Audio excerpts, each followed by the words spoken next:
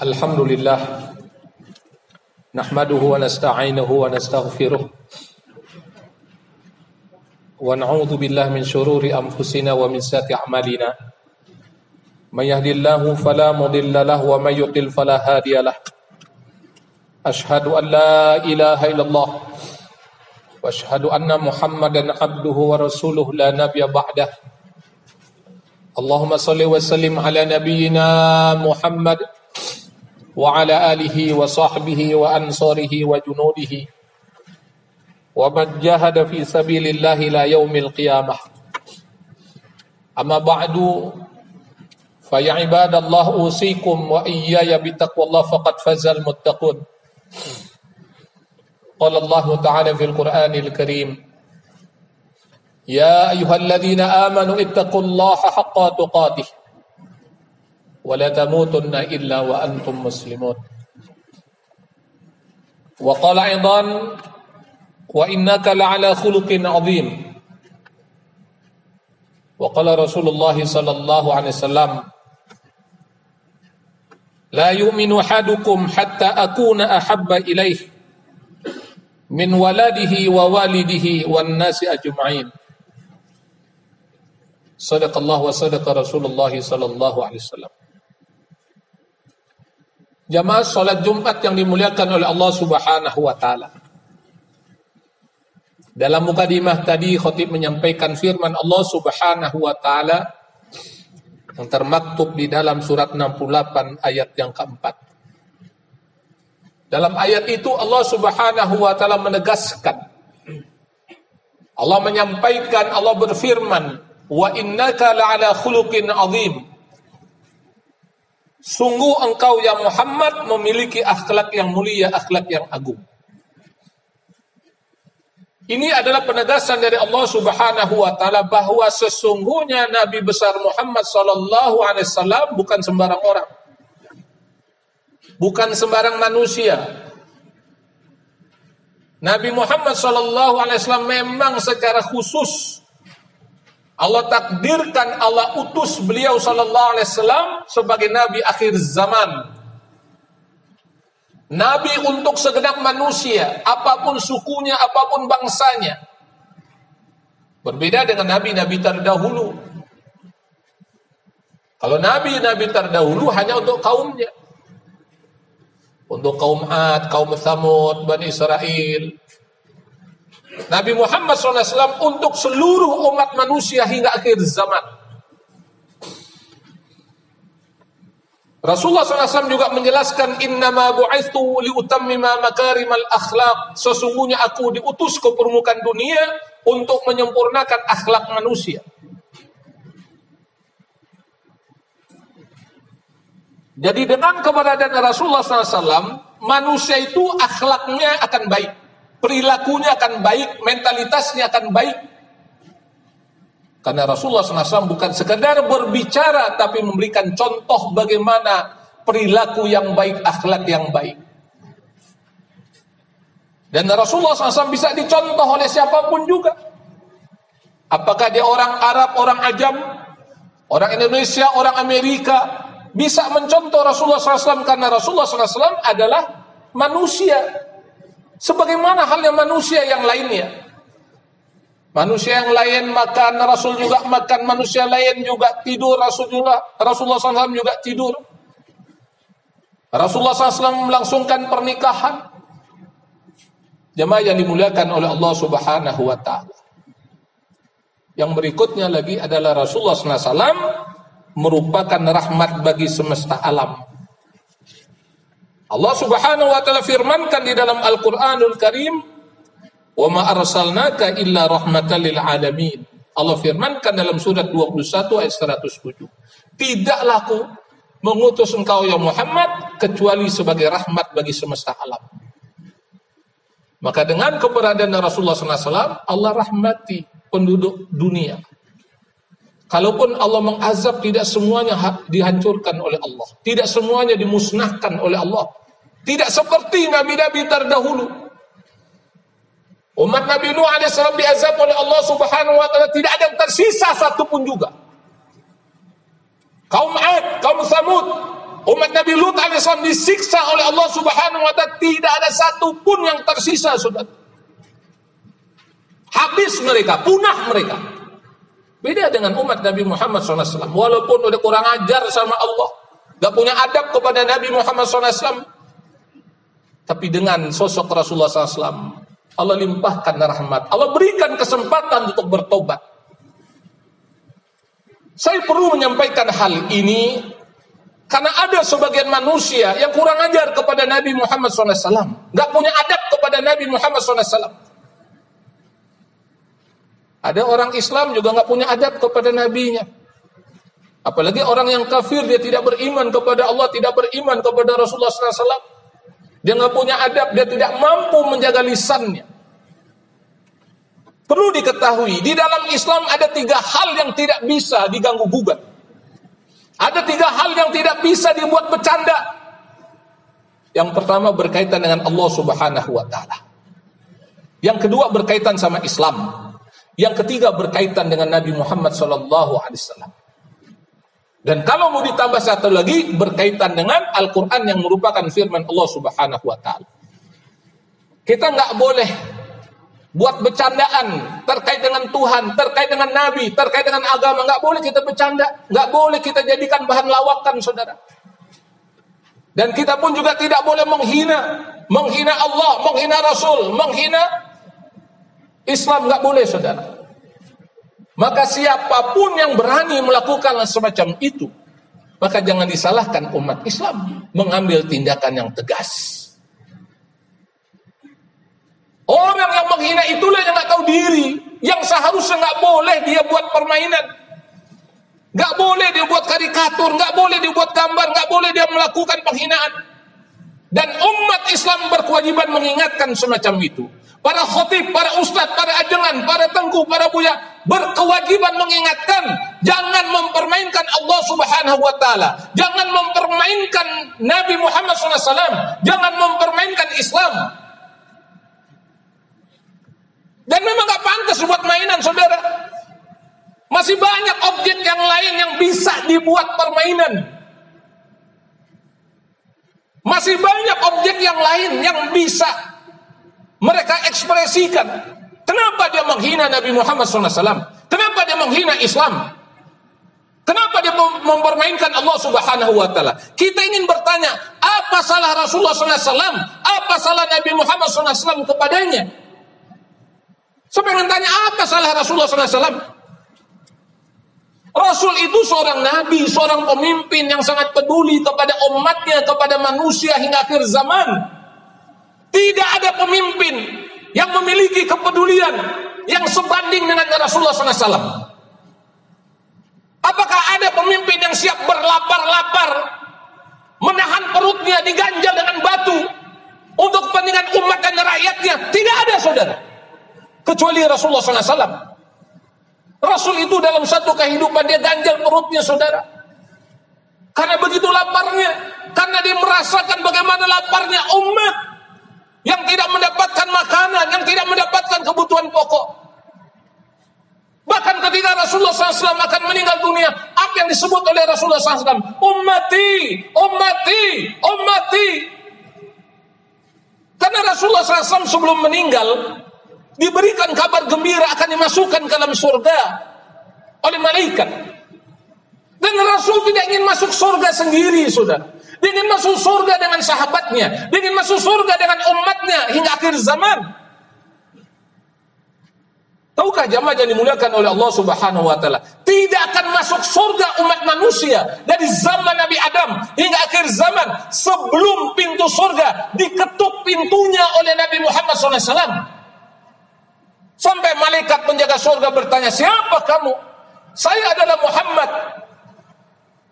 Ketika disebut nama Muhammad, barulah pintu surga dibuka oleh malaikat penjaga surga, saudara. Dan ketika Rasulullah SAW melihat umat yang sudah masuk ke dalam surga, yang beriman, yang melakukan amal soleh, masih ada umatnya yang ketika dunia melakukan dosa, melakukan maksiat, melakukan kemungkaran, masuk ke dalam neraka, saudara, dibakar oleh api neraka. Rasulullah SAW tahu akan hal itu. Rasulullah SAW sujud yang lama, Sampai ditanya oleh Allah Subhanahu wa taala, "Ya Muhammad, angkat kepalamu, apa yang kau inginkan?" Diangkat kepala Rasulullah SAW. Rasulullah SAW mengatakan, "Ya Allah, umatku masih ada di dalam neraka. Aku ingin mereka masuk ke dalam surga. Mereka yang beriman kepadamu, yang dulu waktu di dunia dia masih memiliki iman walaupun sebesar zarah. Keluarkan mereka ya Allah dari dalam surga, dari dalam neraka, untuk dimasukkan ke dalam surga. Ya Allah, keluarkan mereka yang dulu di dunia pernah mengucapkan kalimat La ilaha illallah, tiada Tuhan kecuali Allah. Maka kata Allah, cari umatmu di dalam neraka." Dicari oleh Rasulullah SAW. Lihat bagaimana kepedulian Rasulullah SAW, perhatian Rasulullah SAW kepada umatnya. Kalau Rasul ingin masuk surga sendiri bisa, saudara. Tapi tidak mau. Dia pikirkan umatnya. Tapi sayang, beribu kali sayang ada umatnya yang berani-beraninya membuat karikatur Nabi Muhammad SAW, menghina Nabi Muhammad SAW. Kita ingin bertanya, apa salah Rasulullah SAW kepadanya? Jangan-jangan memang yang menghina Rasulullah mentalitasnya bermasalah, sehingga diekspresikan dengan tindakan menghina Rasulullah SAW, melecehkan Rasulullah SAW. Dari dulu sampai sekarang hingga akhir zaman memang akan muncul orang-orang yang menghina Rasulullah SAW. Makanya dalam surat Al-Kautsar Allah Subhanahu wa taala berfirman di akhir ayat itu. Ayatnya cuma 3. Ketika Allah katakan inna a'tainakal kautsar fashalli lirabbika wanhar inna syani'aka huwal abtar. Siapa yang menghina Nabi Muhammad SAW, maka merekalah yang terputus dari rahmat Allah Subhanahu wa taala. Hati-hati. Khatib mengingatkan diri khatib dan juga kepada jamaah, kepada yang mendengarkan khutbahnya, hati-hati, jangan menghina Rasulullah SAW, jangan menghujat Rasulullah SAW, jangan mempermainkan Rasulullah SAW. Inna syani'aka huwal abtar. Orang yang menghina Rasulullah SAW akan terputus dari rahmat Allah Subhanahu wa taala. Orang kalau terputus dari rahmat Allah Subhanahu wa taala, Allah tidak berikan berkah kepada mereka, Allah tidak akan bantu mereka, Allah tidak akan tolong mereka, Allah tidak akan jaga kehormatannya. Makanya Anda boleh lihat orang yang menghina Rasulullah SAW, maka orang itu akan dihinakan oleh manusia, oleh makhluk Allah Subhanahu wa taala sedunia. Orang yang menghinakan Rasulullah SAW, Allah akan buka aibnya. Anda tahu siapa yang menghina Rasulullah SAW? Seluruh dunia sekarang tahu bagaimana aibnya. Bagaimana ketika dia remaja, dia berselingkuh, dia berzina, dia ambil istri orang, saudara. Siapa yang membuka tabir ini semua? Siapa yang membuka aib ini semua? Karena dia sudah kurang ajar kepada Nabi Muhammad SAW. Dia hina Nabi Muhammad SAW. Dan sampai detik ini, dia tidak meminta maaf. Dia tidak bertobat, masuk ke dalam Islam. Tobatnya adalah masuk ke dalam Islam. 2 kalimat syahadat dia ucapkan. Kalau tidak, Allah buka aibnya. Yang manusia nggak tahu, akhirnya jadi tahu. Saya yang sebelumnya nggak tahu, jadi tahu, saudara. Saya yakin jamaah pun juga sebelumnya nggak tahu, sekarang jadi tahu. Makanya hati-hati, jangan sekali-kali kita menghina Rasulullah SAW. Kita akan dihinakan oleh Allah.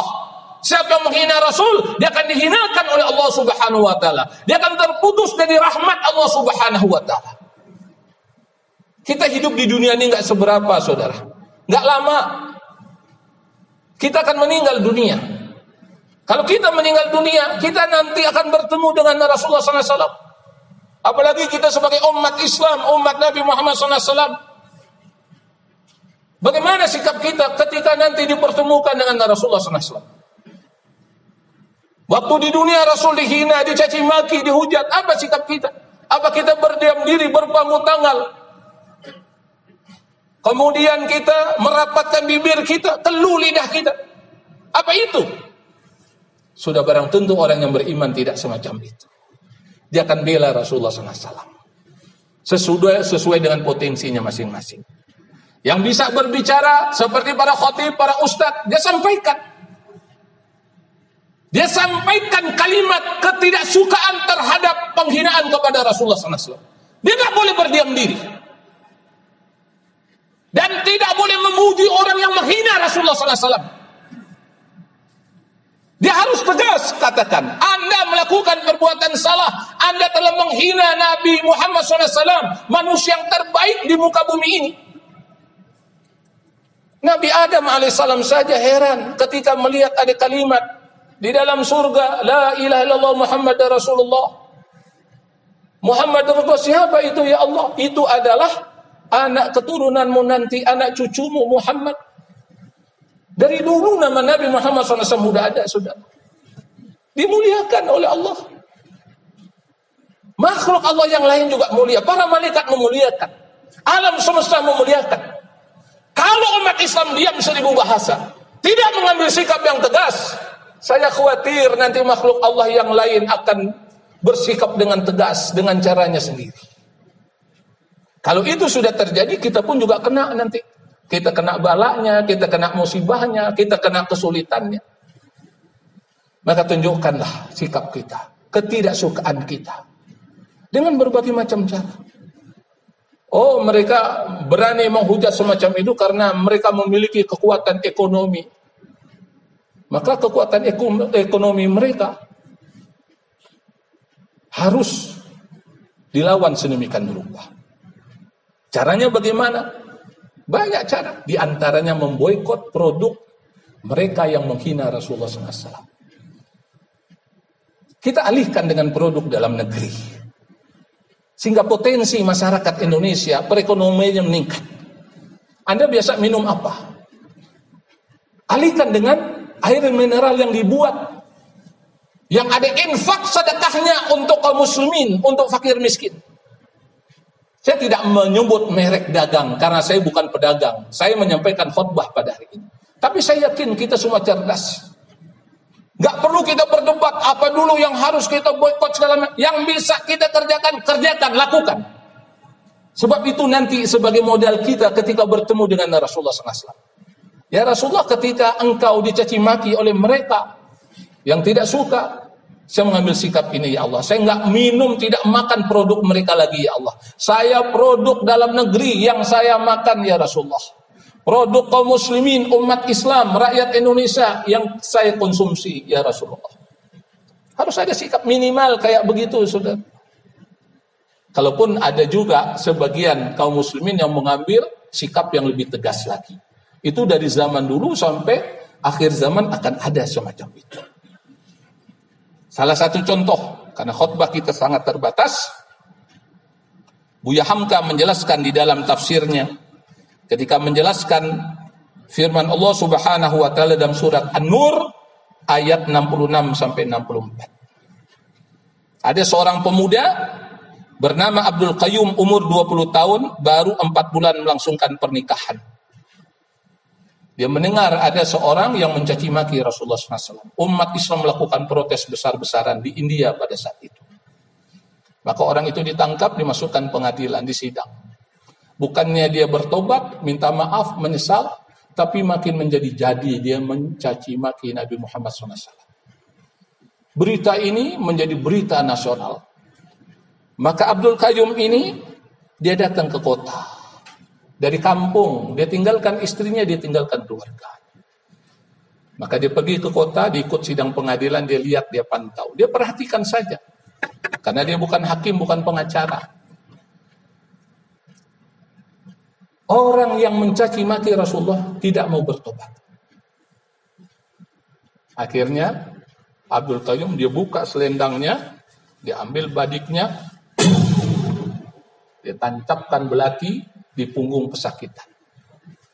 Heboh dalam sidang pengadilan tersebut. Hakim sudah menggigil, jangan-jangan giliran saya ini berikutnya. Polisi sudah berdatangan. Kata Abdul Qayyum, tenang Pak Hakim, tugas saya udah selesai.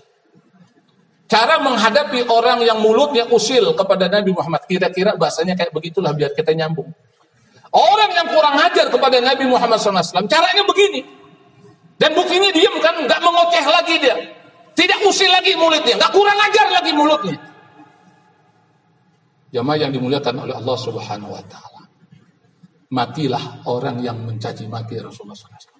Abdul Qayyum ditangkap. karena kasusnya pembunuhan, maka hukumannya adalah mati. Dia tidak bergeming, dia tetap tegar karena dia cinta kepada Rasulullah SAW. Nah, sampai hati nabinya dicaci maki sedemikian rupa, apalagi di hadapan orang banyak. Kata Buya Hamka, silakan Anda buka tafsir Al-Azhar yang disusun oleh Buya Hamka. Saya cuma menyampaikan, mengingatkan kembali. Sengaja kisah ini saya sampaikan agar tidak terulang di negeri kita, agar tidak terjadi di negeri kita. Apa salah Buya Hamka mengingatkan semacam itu? Benar. Jadi janganlah kita usil dengan Rasulullah SAW. Kalau kita memang belum mampu melaksanakan sunnah Rasulullah SAW, ajaran Nabi Muhammad SAW, akui secara jujur, dan kita bertobat kepada Allah. Satu contoh lagi yang ingin saya sampaikan, Muhammad Mumtaz Hussein.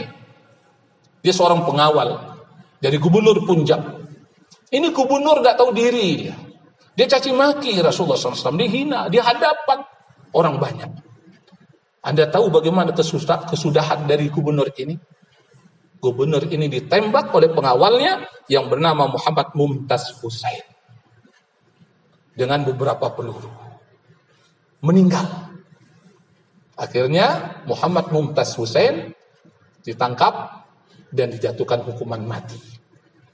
Anda tahu sebelum hukuman mati dilaksanakan, dia bermimpi bertemu dengan Rasulullah SAW.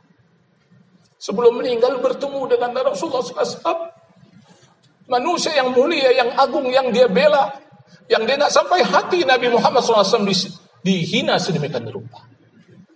Dan ketika jenazahnya akan dikubur, Anda tahu berapa orang yang mengantarkan ke kuburannya? Bukan 1-2 orang, bukan 10-20 orang, bukan 100-200 orang, bukan 1.000-2.000 orang. Boleh dikatakan jutaan orang mengantarkan jenazahnya. Mengantarkan jenazah orang yang membela nama baik Rasulullah SAW. Dan saya pun juga perlu menyampaikan kisah ini agar kita juga mampu menjaga diri. Jangan sampai kita mempermainkan nama Allah, mempermainkan Islam, mempermainkan Rasulullah SAW. Sebab kalau tampil nanti umat Nabi Muhammad SAW yang penuh dengan kesedaran, maka jangan disalahkan mereka. Yang perlu disalahkan adalah mereka yang tidak membaca sejarah dan dia mengulangi sejarah jelek, sejarah buruk yang dilakukan para penghina Nabi besar Muhammad sallallahu alaihi wasallam. Barakallahu li wa lakum fil Qur'anil azim wa nafa'ani wa iyyakum bima fihi minal ayati wa dzikril hakim.